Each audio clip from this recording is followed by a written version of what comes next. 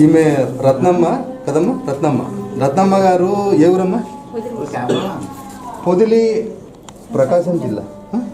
ఒంగోలు, ప్రకాశం జిల్లా పొదిలి నుంచి వచ్చారు రత్నమ్మ గారు. ఎక్కడ ఉంటారు పొదిలిలో? అమ్మ గట్టిగా అంటే పక్కల విలేజా? పొదిలిలోనే బెస్తపాలెం అన్న area, PNR colony. Besthapalem PNR colony అన్నది పొదిలి టౌన్ సంబంధించి. ఏం చేస్తుంటారమ్మా? చేపల వ్యాపారం చేస్తారు వీళ్ళు. పేరు రత్నమ్మ గారు. అంటే మా ఫిష్ మార్కెట్లో ఉంటారా? పొదిలిలో ఫిష్ మార్కెట్లో ఉంటారు రత్నమ్మ గారు. ఈమె జనవరి 23న స్టార్ట్ చేశారండి. స్టార్ట్ చేసినప్పుడు క్రియాటిన్ వచ్చేసి 5.1 ఉండింది. 5.1 క్రియాటిన్ ఉండింది జనవరి 23న 5.1 సీరం క్రియాటిన్ ఉంది. అప్పుడు 20 రోజులు మెడిసిన్ వాడారు. 20 రోజులు వాడిన తర్వాత ఈ 14 ఫిబ్రవరిని చేయించారు. మొన్న 14వ తారీఖున ఫిబ్రవరి 14 చేస్తే అప్పుడు సీరం క్రియాటిన్ ఎంత వచ్చిందంటే 0.9 అండి. Absolutely normal. Okay, 0.9 absolutely normal.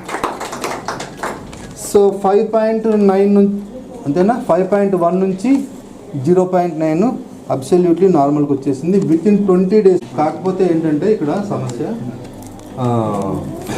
ఇప్పుడు మీ కిడ్నీ ఫంక్షన్ ఏదైతే లాస్ అయ్యిందో దేవుడి దయ వల్ల అది 20 రోజుల్లోనే జిఎఫ్ఆర్ అయితే ఆల్మోస్ట్ నార్మల్కి వచ్చింది.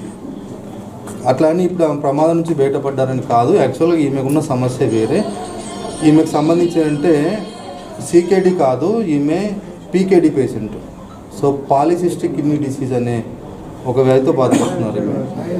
దీంట్లో ఏంటంటే కిడ్నీల పైన నీటి బుడగలు లాంటివి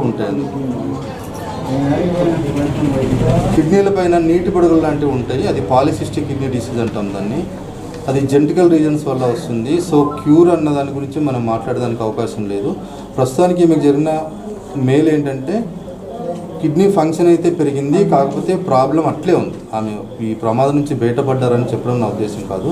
ఈ క్రియాటిన్ నార్మల్ అవ్వడం, కిడ్నీ ఫంక్షన్ కొంత పెరగడం వరకు మంచిదే, కాకపోతే ఆమె సమస్య పూర్తిగా పోయేది కాదు అది. ఓకేనా? సో ఇది కూడా గమనించాలి మీరు.